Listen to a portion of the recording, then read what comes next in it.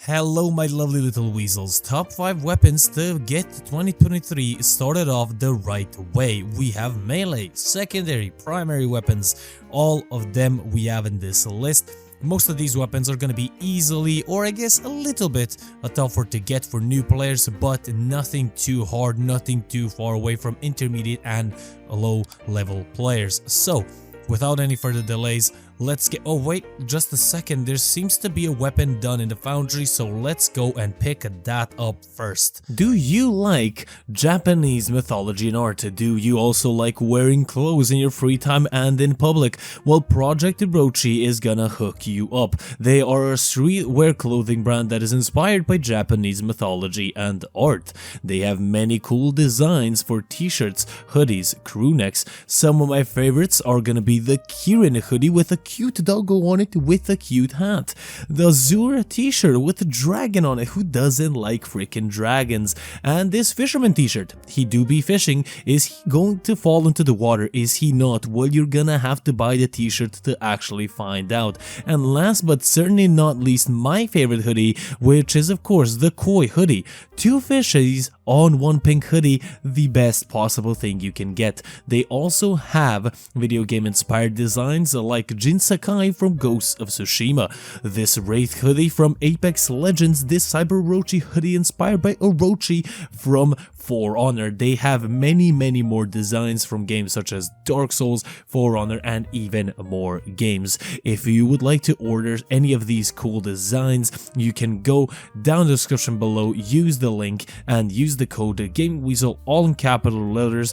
for 10% off for your entire order. They have free shipping within North America, and you can also give them a follow on Instagram to stay up to date with the latest releases, participate in monthly giveaways and community discussions as well. So what are you waiting for? Go to the link down below, treat yourself or a friend with an amazing gift for this amazing time of year.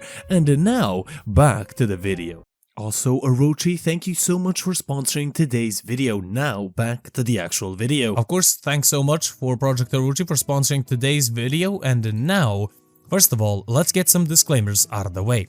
These are top 5 weapons that I recommend everybody has. This is my list. If you have a different list, I would gladly want to hear it in the comment section below. Now, these are not going to be the weapons such as Defend More, Latum, Glaive Prime, of course any Exodia Contagion builds as well. It is not going to be those high and extremely good weapons, because we already all know that these are extremely good weapons. I wanted to pick weapons that are extremely versatile, somewhat if not easy to get for newer players, and that's why I picked these 5 weapons.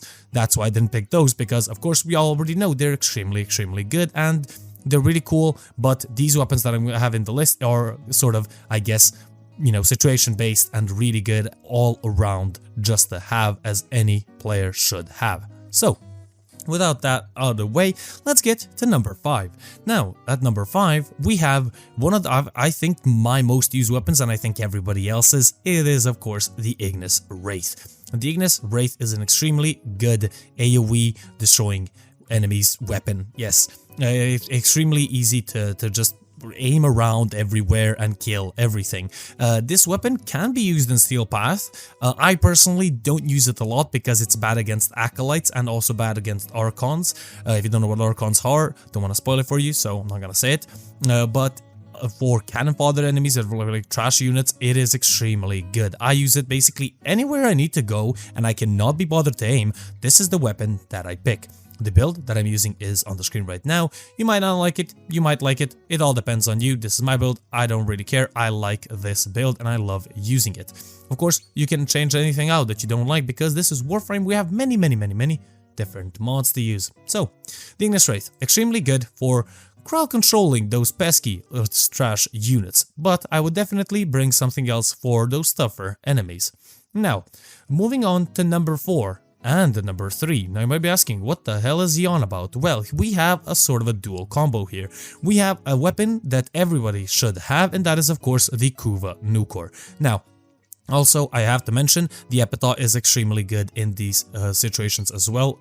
Now, what do I mean? Well, priming the enemies. Now, you might be asking yourself, what is priming enemies? Well, with the Kuva Nukor, you apply status effects, and of course, with your melee weapon with the Condition Overload mod equipped, you do really good and big damage numbers. And of course, we all know how much we love those big damage numbers. So, the, of course, weapon, of course, the number 4 is going to be the Nukor. Extremely good for priming enemies, and the best status that you can get on your Kuva Lich is going to be magnetic. Now, I do not have it, sadly, because I cannot be bothered to farm it, but honestly, I have electricity, radiation, and viral, as you can see up on the screen right now, and that is plenty enough. 3 status effects, extremely good, so I do not need to worry about that. Now, we do of course have Seeker for focusing on punch through as well, and secondary Merciless just, you know, for that extra juicy damage. So this weapon can kill trash units pretty easily, and of course you can make it for killing as well, but most people use it for priming. Now, you might be asking, well, what is the melee weapon in question? Now, this is a weapon that I think that everybody should get, especially newer players, because this weapon is actually really good. It is, of course, the Legion. This is one of the weapons that I used when I started off the game, and it was extremely good then, and is really good now.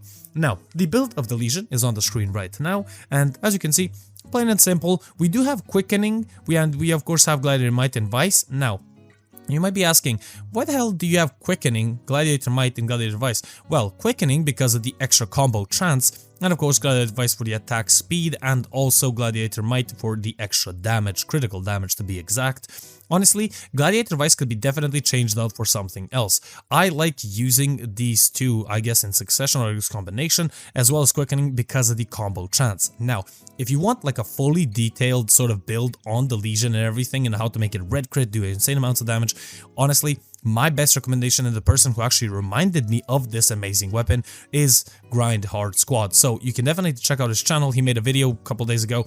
Extremely good video, and of course extremely good weapon, and thank him so much for reminding me actually of this weapon, because this was definitely a blast from the past. So, we talked about the Kuva Nukor, the Legion, and the Ignis Wraith. Now let's cover a secondary. Now this secondary might be a little bit intriguing. This is a kit gun. Yes, it is. Now, this kit gun shouldn't be really hard to obtain, but you will have a little bit of, you know, standing to gain, a little bit of mining and fishing to do, but it is the Spore Lacer kit gun. Now, the parts of the actual kit gun itself is going to be, the chamber is going to be the Spore Lacer, of course, the loader, the splat, and the grip haymaker. Now, this is a secondary, as I said, and the build looks like this. Now, here is where you can change up a lot of different things. Now, Hemorrhage, you can take out if you don't want it. I use Hemorrhage because it primarily and only has impact damage, and having a chance to apply Slash, of course, extremely good. Basically, Hunter Munitions for your secondary. Primed Pistol Gambit can be changed out for Creeping Bullseye, if I'm correct. I think that is the critical mod. I do not like it because of the reduced fire rate.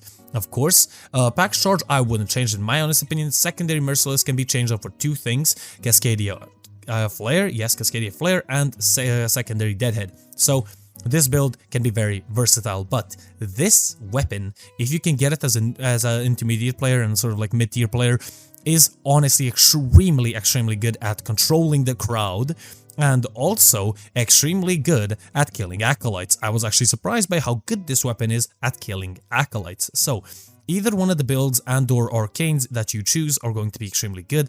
I primarily use Merciless because I cannot focus on Deadhead and getting headshots, but this weapon, you don't even have to aim at the enemies, just aim at the ground. The explosion of the little blast and doing corrosive damage as well is going to be plenty enough to kill, especially those trash units, and extremely good at killing, of course, the acolyte itself that you are facing. Honestly, I wouldn't really recommend it against Archons, but this weapon, nonetheless, it is really good. Plus, it has a recharge mechanic, so, of course, you don't have to worry about ammo, it just recharges its own ammo. That's why we have Pack's Charge, because it reduces the actual charge up time of the rounds by 50%. So, extremely good.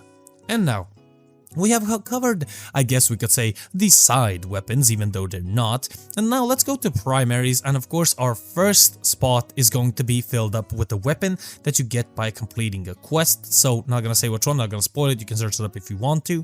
It is, of course, one of actually the best bow in the game. It is the Nataruk.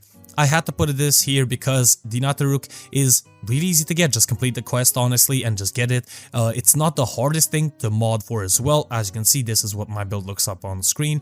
This weapon, in my honest opinion, paired with Hero and or Hero Prime is my go-to. Now, I have to say, there are 3 different fire modes, I guess, for this weapon. First one is Quick Shot. As you can see, I'll be pointing demonstrations in the background. We have a Quick Shot, which is basically just pew pew, and that is pretty poo poo, not doing a lot of damage. Your critical chance is low, your critical multiplier is actually not that low, but your critical damage, or I guess critical chance, sorry, is extremely low. And Quick Shot, don't use it. Then we have a fully charged shot, or I guess an overcharged shot, I guess. And then this one is really, really good. It's just that we have the third option, which is of course the perfect shot. Now, as you can see, when the indicator turns orange, that basically means you're doing a perfect shot. When you do the perfect shot, you have the highest critical damage and critical chance, of course, and the highest damage output as well. Now, this weapon is extremely good. Infinite ammo, extremely good, and infinite body punch through. This weapon is extremely good. Now, couple of things that you might saw in the build. I used Point Strike instead of the other mod, the Critical Delay mod, because of the fire rate. The fire rate with Critical Delay, in my opinion, is really shit, but you can change it out. You might be saying, why the hell do you add Vigilante Supplies in there? Well, I had Vigilante Supplies because of the extra 5% critical chance, and that's basically why I had it. Primary Mercies, Primary Deadhead, either one you choose, it is your option. But when you get the Nataruk, you're not going to be disappointed. The Nataruk is extremely good, extremely nice, enjoyable to use. It does have a smaller AoE, and to the best of my knowledge, I'll leave it on the screen right now. I do not know if Firestorm works on this weapon, but I wouldn't use it either way because I do not think it's viable. I think that my build, in my opinion, is really balanced around this weapon's great attributes. So, hope you guys enjoyed. These are my top 5 weapons. Maybe a little bit strange, maybe a little bit not. Depends on your opinion and your taste, of course. I hope you guys did enjoy at least, and hopefully you guys leave some in the comment section below. I really am interested. What do you recommend, for example, for newer and or intermediate players, or maybe someone, you know, that's going along and chugging along and really wants a cool, for example, Steel Path weapon. But thank you guys so much for watching. I have been your lovely host, the Gaming Weasel. Hopefully you guys leave a like, a comment, and do subscribe for more content. And I will see you guys on the next one. This has been the Gaming Weasel, over and out.